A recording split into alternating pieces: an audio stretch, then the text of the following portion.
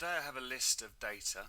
I have 15 items, clearly numbered and referenced. These items are shoes and shirts and trousers of various colours and various types of shoes, smart or casual. And what I'd like to do is analyse that data, so I've started to create a pivot table on sheet 2. And there we see I've started to count the item numbers, and I have a total of 15 items. If I want to further analyse that data, let me turn on the field item. It now shows me that I have, of those 15, 5 shirts, 6 shoes and 4 trousers. Or I might want to look at the distribution in terms of colours. Or I might want to look at the distribution in terms of the type, whether they're casual or smart.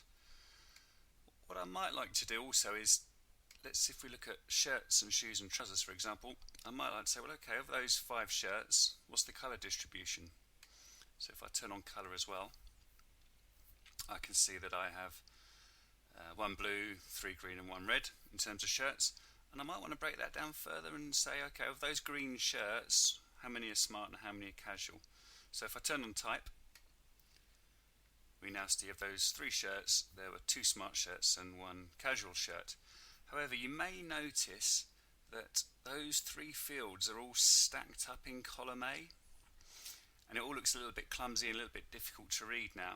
So that's our problem really. How do we have multiple row labels, in our case the item, the colour and the type, but how do we avoid it looking clumsy like this and all being stacked up in column A?